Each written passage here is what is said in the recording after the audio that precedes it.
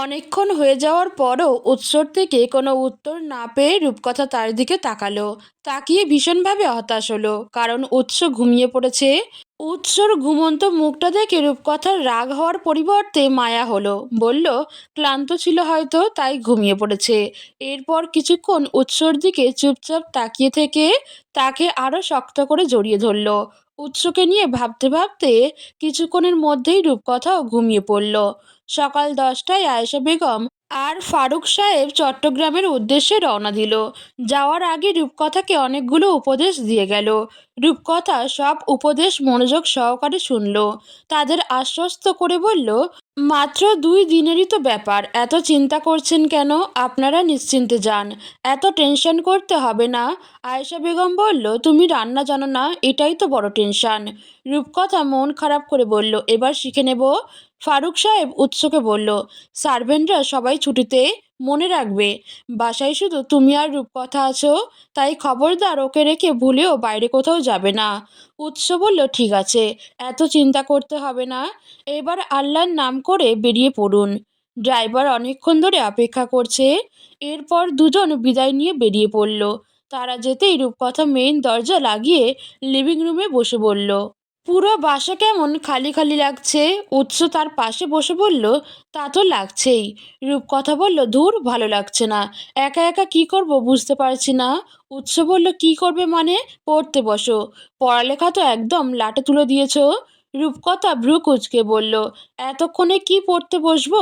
উৎস বলল, তাহলে কি করবে? রূপকথা উঠে কিচেনের উদ্দেশ্যে হাঁটা ধরল। রান্না করব। উৎস তড়িৎ গতিতে উঠে পেছন থেকে রূপকথার হাত টেনে ধরল।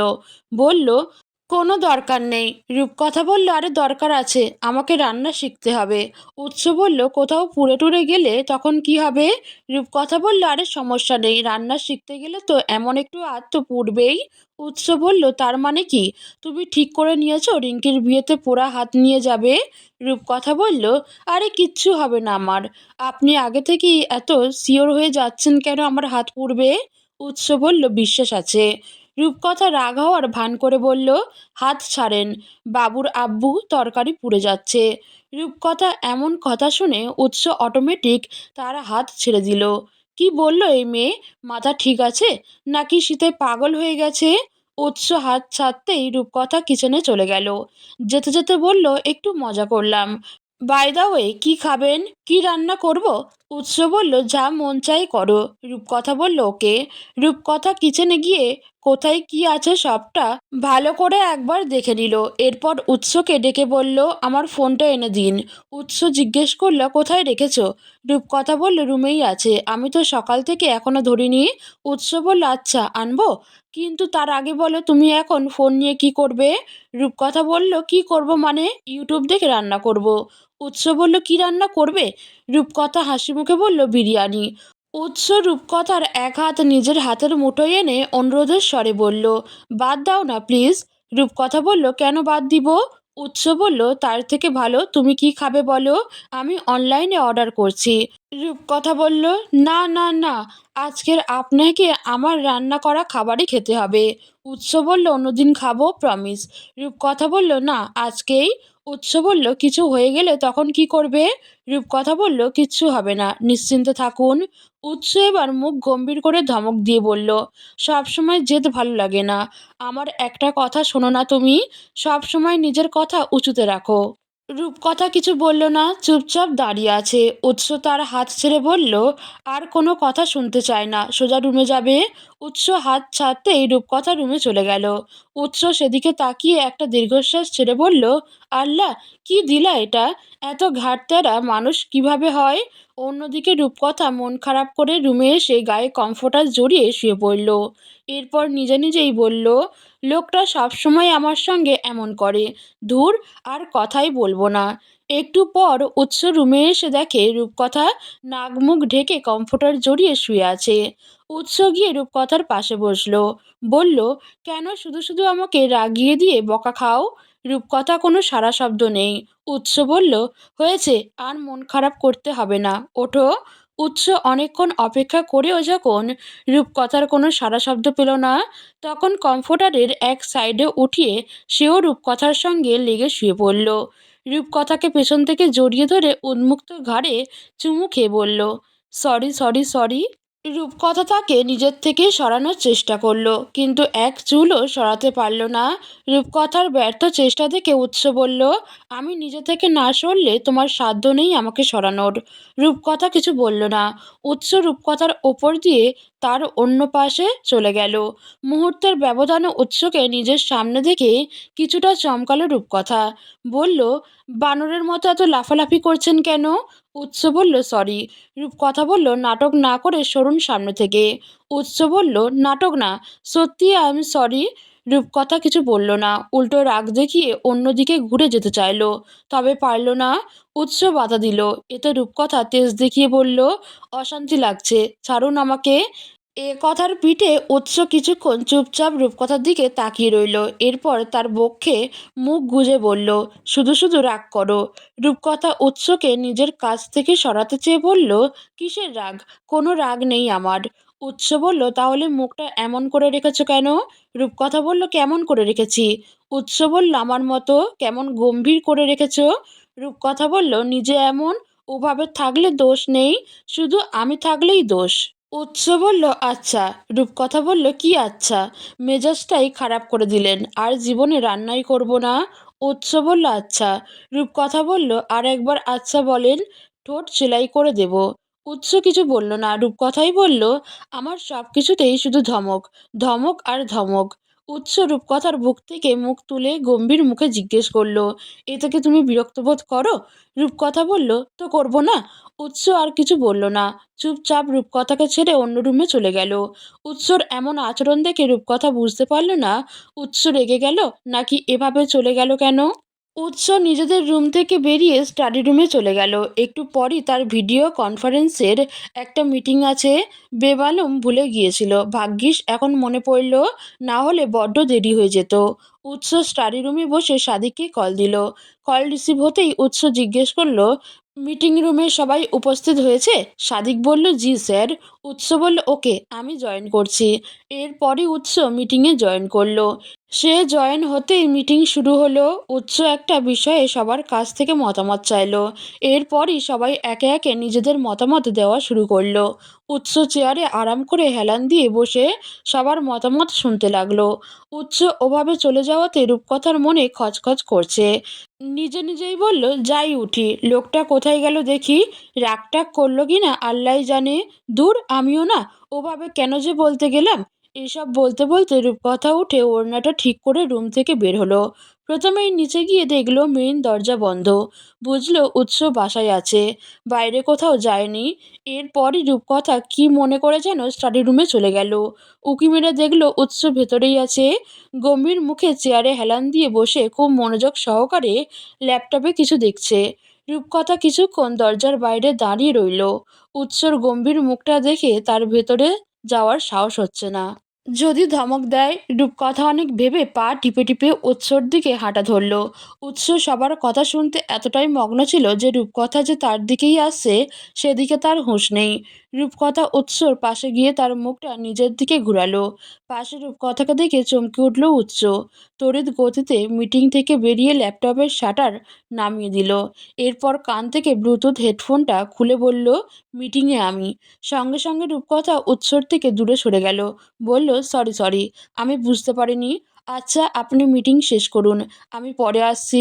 এ কথা বলে রূপকথা স্টাডি রুম থেকে চলে আসতে চাইলে উৎস পেছন থেকে তার হাত টেনে তাকে নিজের কোলে বসিয়ে দিল। এরপর ঘাড়ে মুখ গুজে ঘোর লাগা কণ্ঠে বলল, উম নাইস স্মেল। পরক্ষণেই স্বাভাবিক কণ্ঠে বলল, কি বলতে এসেছিলে সেটা বলো আগে। রূপকথা বলল, আমার কথায় আপনি কষ্ট পেয়েছেন? আমি সত্যিই সরি। কি বলতে কি বলেছি বুঝতে পারিনি। উৎস বলল, কথা সামান্য নয়, কথার ওজন অনেক, তাই ওজন বুঝে কথা বলতে হয়। রূপকথা বলল, এত কথা বুঝি না, আমি আপনাকে মাফ করে দিয়েছি, তাই আপনাকেও আমাকে মাফ করে দিতে হবে। উৎস বলল, ঠিক আছে। রূপকথা বলল, কি ঠিক আছে? উৎস বলল, যা ঠিক নেই ভেবে স্টাডি রুমে ছুটে এসেছ। রূপকথা নিজের ঘাড় থেকে উৎসর মাথাটা সরিয়ে নিজেই উৎসর ঘাড়ে মুখ রেখে বলল, আপনি এত ভালো কেন? উৎস বলল, আল্লাহ বানিয়েছে। এরপর উৎসর চাপ দাড়িতে হাত বুলিয়ে রূপকথা জিজ্ঞেস করলো, আচ্ছা, আপনার দাড়ি পাকছে না কেন? উৎস বলল, দাড়ি পাকার বয়স হয়নি তাই। রূপকথা বলল, বুড়ো হয়ে যাচ্ছেন তাও বলেন বয়স হয়নি। উৎস বলল, আমাকে বুড়ো বানানোর জন্য দেখছি উঠে পড়ে লেগেছ। রূপকথা বলল, তা কখনো বললাম? আমি তো আরো বেশি বেশি দোয়া করি আপনি যেন জীবনেও বুড়ো না হন। এ কথার পিঠে উৎস হাসলো, মন খুলে হাসলো। হাসি থামিয়ে বলল, ইয়া আল্লাহ, আমার কি সৌভাগ্য, আমার বউ আমার জন্য দোয়া করতেছে আমি যেন জীবনেও বুড়ো না হই। রূপকথা বলল, মাঝে মধ্যে চিন্তা করি আপনি কতটা লাকি যে আমার মতো একটা সুইট কিউট একটা বউ পেয়েছেন। উৎস বলল, ও আচ্ছা। রূপকথা বলল, হুম হুম। উৎস কিছু বলতে যাবে এমন সময় তার ফোনে কল আসলো। উৎস ফোন হাতে নিয়ে বলল, দারোয়ান কল দিল কেন হঠাৎ? রূপকথা বলল, রিসিভ করেন, কি বলে শুনেন। উৎস ফোন রিসিভ করতেই ওপাশ থেকে দারোয়ান বলল, আসসালামু আলাইকুম স্যার, একটা পার্সেল এসেছে। উৎস বুঝতে পারছে না কিসের পার্সেল এসেছে, কারণ সে তো কিছু অর্ডার করেনি, তাই জিজ্ঞেস করলো, পার্সেল কার নামে এসেছে? দারোয়ান বলল, আপনার নামেই পার্সেলটা এসেছে স্যার। উৎস বলল, আমি তো কিছু অর্ডার করিনি।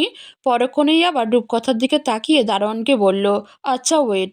এরপর রূপকথাকে জিজ্ঞেস করলো, তুমি কি কিছু অর্ডার করেছো? রূপকথা বলল, হ্যাঁ হ্যাঁ করেছি তো। আল্লাহ, বেমালুম ভুলে গিয়েছিলাম। উৎস জিজ্ঞেস করলো, কি অর্ডার করেছো? রূপকথা বলল, একটা দোলনা। উৎস জিজ্ঞেস করলো, কত টাকা? রূপকথা বলল, ডেলিভারি চার্জ সহ ৯,০০০ টাকা। উৎস বলল, আচ্ছা। এরপর গার্ডকে বলল, ৯,০০০ টাকা দিয়ে পার্সেলটা রিসিভ করে বাসায় দিয়ে যাও। উৎস কল কেটে রূপকথাকে বলল, দোলনা অর্ডার করেছো, আমাকে বলনি কেন? রূপকথা বলল, ভুলে গেছিলাম তো, কিভাবে বলবো? উৎস বলল, ৯,০০০ টাকা দিয়ে কি এমন দোলনা অর্ডার করেছো তুমি? রূপকথা বলল, সারপ্রাইজ, আসলেই দেখবেন। উৎস বলল, ঠিক আছে। রূপকথা জিজ্ঞেস করলো, খাবার অর্ডার করেছেন? উৎস বলল, না, একটু পর করব। রূপকথা বলল, রাতে কি বাইরে খাবো? উৎস বলল, হুম। এর মধ্যে কলিং বেলের আওয়াজ শুনে রূপকথা উৎসর কোল থেকে উঠে দাঁড়ালো। বলল, উঠুন উঠুন, তাড়াতাড়ি যান। উৎস বলল, যাচ্ছি, তুমিও এসো, দেখি কেমন দোলনা অর্ডার করেছো। উৎস গিয়ে মেইন দরজা খুলেই দেখে দারোয়ান বড়সড় একটা পার্সেল হাতে দাঁড়িয়ে আছে। উৎসকে দেখে তার হাতে পার্সেলটা দিয়ে দারোয়ান চলে গেল। উৎসর হাতে থাকা বড়সড় ভারী পার্সেলটার দিকে একবার কৌতূহলী দৃষ্টিতে তাকিয়ে রূপকথাকে বলল, দরজা লাগিয়ে লিভিং রুমে এসো। রূপকথা মেইন দরজা লাগিয়ে উৎসর পেছন পেছন লিভিং রুমে চলে গেল। উৎস পার্সেলটা রেখে রীতিমতো হাঁপাতে লাগলো। বলল, আমি বুঝতেছি না, তুমি কি আসলেই দোলনা অর্ডার করেছো? রূপকথা বলল, ওয়েট, আমি কাঁচি আনছি, আপনি খুলেই দেখিয়েন। এই কথা বলে এক দৌড়ে রূপকথা নিজেদের রুমে থেকে একটা কাঁচি নিয়ে আসলো। এরপর কাঁচিটা উৎসর হাতে দিয়ে বলল, নিন, তাড়াতাড়ি কাটুন। উৎস রূপকথার থেকে কাঁচিটা নিয়ে পার্সেলটা কাটতে লাগলো। এরপর আস্তে আস্তে তার সামনে দৃশ্যমান হলো দোলনার বিভিন্ন পার্ট। দেখেই বোঝা যাচ্ছে বড়সড় দোলনা হবে। উৎস রূপকথাকে জিজ্ঞেস করলো, এটা তো দেখছি বিছানার সমান, এত বড় দোলনা কোথায় সেট করবে তুমি? রূপকথা বলল, কেন, আমাদের রুমে কোনো সমস্যা হবে? উৎস বলল, না, কি সমস্যা হবে, এমনিই জিজ্ঞেস করলাম। কিন্তু এত বড় দোলনা হঠাৎ কি মনে করে অর্ডার করলে? রূপকথা বলল, অনেক দিনের ইচ্ছা ছিল তাই। আমি তো ঠিক করে নিয়েছি এটাতে বসে আমরা দুজন কফি খেতে খেতে গল্প করব। উৎস বলল, ঠিক আছে, সব হবে। আগে তুমি গিয়ে শাওয়ার নিয়ে নাও, ততক্ষণে আমি দোলনাটা সেট করি। রূপকথা বলল, একা পারবেন? উৎস বলল, পারবো, যাও। উৎস রূপকথাকে শাওয়ারে পাঠিয়ে সবার আগে ফুড প্যাডায় খাবার অর্ডার করলো। এরপর দোলনার পার্টগুলো নিয়ে নিজেদের রুমে চলে গেল। উৎস রুমের এক কোণায় দোলনাটা সেট করলো। অলিভার ব্রাউন সেটের দোলনাটা রুমের সৌন্দর্য আরেকটু বাড়িয়ে তুলেছে। উৎস মনে মনে বলল, এই মেয়েটার ছোট ছোট ইচ্ছাগুলো এখন আমার পৃথিবী, আর সেই পৃথিবীর যত্ন নেওয়াই এখন আমার দায়িত্ব। রূপকথা ওয়াশরুম থেকে বেরিয়ে দেখে উৎস দোলনার সামনে কোমরে হাত দিয়ে দাঁড়িয়ে আছে। দোলনা সেট হয়ে গেছে দেখে রূপকথা এক দৌড়ে গিয়ে দোলনায় ঝাঁপিয়ে পড়ল। বলল, ও আল্লাহ, কি সফট, কি তুলতুলে, কি আরাম। উৎস বলল, বেশি আরাম? রূপকথা বলল, হ্যাঁ ভাই। উৎস বিস্ময় মুখে বলল, কি? রূপকথা বুঝল সে ভুল বলে ফেলেছে, তাই ম্যানেজ করতে তাড়াতাড়ি দিয়ে বলল, কই কি, তাড়াতাড়ি শাওয়ার নিয়ে আসুন, আমার খিদে লেগে গেছে। উৎস জিজ্ঞেস করলো, একটু আগে কি বললে তুমি? রূপকথা দোলনা থেকে উঠে দাঁড়িয়ে বলল, কিছু বলিনি তো। উৎস বলল, তুমি শিওর কিছু বলনি? রূপকথা বলল, হুম। উৎস বলল, আমি যে শুনলাম তুমি ভাই বলেছ। রূপকথা বলল, আরে না, কই ভাই বলেছি, আপনি কি শুনতে কি শুনেছেন? উৎস বলল, আমি বধির না। রূপকথা বলল, বধির হলেও তো হতে পারেন, কারণ বয়স হয়েছে তো। উৎস আর কিছু না বলে জামা কাপড় নিয়ে শাওয়ার নিতে চলে গেল। উৎস যেতে রূপকথা নিজের মাথায় নিজেই চাপড় মেরে বলল, দূর রূপকথা, তুইও না, নিজের আপন স্বামীকে কেউ ভাই ডাকে? এরপর রূপকথা মাথা থেকে টাওয়ালটা খুলে চুলগুলো মুছে টাওয়ালটা বিছানায় রাখলো। এরপর ড্রেসিং টেবিলের সামনে বসে নিজের যত্ন নিতে লাগলো। কিছুক্ষণ পর উৎস শাওয়ার নিয়ে রুমে এসে দেখে রূপকথা ভেজা টাওয়ালটা বিছানায় রেখে দিয়েছে। উৎস ভ্রু কুঁচকে বলল, তোমাকে কতদিন বলেছি বিছানায় ভেজা টাওয়াল না রাখতে? রূপকথা বারান্দায় বসে রোদ পোহাচ্ছিল। উৎসর গলা শুনে বলল, ভুলে রেখে দিয়েছি, আপনি আসার সময় নিয়ে আসুন, আমি রোদে মেলে দিচ্ছি। উৎস টাওয়ালটা এনে বারান্দায় মেলে দিল। বলল, এত অগোছালো হলে চলবে? রূপকথা বলল, কেন চলবে না? এই অগোছালো আমিটাকেই গুছিয়ে দেওয়ার জন্য আপনি তো আছেন। উৎস বলল, কিন্তু আমি তো সারা জীবন থাকবো না। রূপকথা বলল, আমিও থাকবো না। উৎস আর কিছু বলল না, চুপচাপ রূপকথার পাশে বসলো। এরপর বারান্দা থেকে ড্রেসিং টেবিলের সামনে কিছু প্রসাধনীর দিকে ইশারা করে বলল, এগুলো একটু এনে দেবে, আমার রুমে যেতে ইচ্ছা করছে না। রূপকথা উঠে বিনা বাক্যে রুমে চলে গেল। একটু পর ফিরে আসলো হাতে লোশন ক্রিম সহ উৎস প্রতিদিন যা যা গায়ে মাখে তাই কিছু নিয়ে। জিনিসগুলো এনে দোলনায় রেখে জিজ্ঞেস করলো, লাগিয়ে দেই? উৎস বলল, দেবে? দিলে দাও। এরপরই রূপকথা নিজের কাজে লেগে পড়ল। বলল, এত কিছু মাখেন বলেই আপনি বুড়া হচ্ছেন না? উৎস বলল, এবার থেকে আর মাখবো না। রূপকথা জিজ্ঞেস করলো, কেন মাখবেন না? উৎস বলল, বুড়ো হয়ে তোমাকে শাস্তি দিব। রূপকথা হাত থামিয়ে জিজ্ঞেস করলো, কিভাবে? উৎস বলল, আমি বুড়ো হলেই বুঝবে। রূপকথা আবারও হাত চালিয়ে বলল, যত সব ফাউল কথা। উৎস বলল, বুঝবে বুঝবে। হঠাৎ রুম থেকে উৎসর ফোনটা শব্দ করে বেজে উঠল। উৎস বলল, ওই যে খাবার এসে গেছে, চলো নিচে যাই। রূপকথাকে আসতে বলে উৎস নিচে চলে গেল। উৎস যাওয়ার একটু পর রূপকথাও গেল। সে নিচে গিয়ে দেখে উৎস খাবার রিসিভ করে নিয়েছে। তাকে দেখে উৎস বলল, কিচেন থেকে প্লেট আর চামচ নিয়ে এসো। উৎসর কথা মতো রূপকথা কিচেন থেকে প্লেট আর চামচ নিয়ে আসলো। বলল, বসুন, আমি বেড়ে দিচ্ছি। উৎস বলল, লাগবে না, তুমি বসো, আমিই বেড়ে দিচ্ছি। রূপকথার কথা বাড়ালো না, চুপচাপ বসলো। উৎস তার প্লেটে খাবার বেড়ে দিয়ে বলল, খাওয়া শুরু করো। রূপকথা উঠতে লেগে বলল, হাত ধুয়ে আসি। উৎস বলল, বসো, আমি পানি আনছি। রূপকথা বলল, লাগবে না, আমি যাচ্ছি, আপনি বসুন। ততক্ষণে উৎস কিচেনে চলে গেল। ফিরে এলো হাতে এক বাটি পানি নিয়ে। পানির বাটিটা রূপকথার সামনে রেখে বলল, নাও। প্রথম কয়েক মিনিট রূপকথা মুগ্ধ হয়ে উৎসকে দেখল। তার চাহনি দেখে উৎস জিজ্ঞেস করলো, কি দেখছো এভাবে? খাবার ঠান্ডা হয়ে যাচ্ছে তো। রূপকথা বলল, হুম, বলে খাওয়া শুরু করলো। এরপর উৎস খাওয়া শুরু করলো। খাওয়া শেষ হতে উৎস দুজনের প্লেট ধুয়ে সুন্দর করে জায়গা মতো রেখে আসলো। রূপকথা তখনও ডাইনিং রুমে বসে তার কাণ্ড কারখানা দেখছিল। উৎস কিচেন থেকে এসে বলল, চলো রুমে যাই, একটু শুয়ে আসরের পর বের হব। রূপকথা বলল, আচ্ছা। এরপর দুজন রুমে চলে গেল। উৎস রুমে এসে মাকে কল দিল। কল রিসিভ হতেই বলল, আসসালামু আলাইকুম আম্মা, কতটুকু গেছেন আপনারা? ফোনের ওপাশ থেকে আয়েশা বেগম বলল, চট্টগ্রামে এসে গেছি, তবে এখনও তোমার খালাদের বাড়ি গিয়ে পৌঁছাতে পারিনি, রাস্তায় অনেক জ্যাম বাবা। উৎস জিজ্ঞেস করলো, আর কতক্ষণ লাগবে যেতে? আয়েশা বলল, জ্যাম দেখে তো মনে হচ্ছে আরও 1 ঘন্টার মতো লাগবে। কি করছো তোমরা, লাঞ্চ করেছো? উৎস বলল, এই তো বসে আছি, মাত্র লাঞ্চ করে উঠলাম। আপনারা কিছু খেয়েছেন? আয়েশা বেগম বলল, কুমিল্লায় নেমে নাস্তা করছিলাম। উৎস বলল, ঠিক আছে, রাখছি, পৌঁছে কল দিয়েন। আয়েশা বেগম বলল, ঠিক আছে, রূপকথার খেয়াল রেখো। এই কথা বলে আয়েশা বেগম কল কেটে দিল।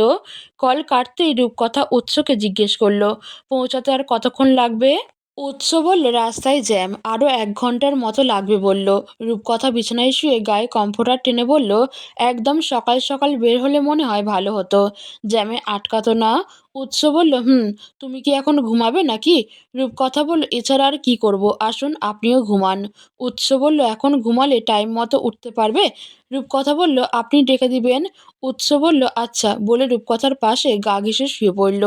পাশে উৎস শুতেই রূপকথা তার গায়েও কমফোর্টার টেনে দিল। বলল, মা বাবা নেই যে, একটু ভালো লাগছে না।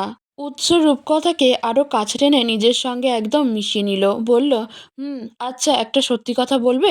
রূপকথা বলল, কি কথা? উৎস বলল, এই যে আমি হুটহাট তোমার এত কাছে আসি, এতে তোমার কি অস্বস্তি কিংবা ভয় হয় না?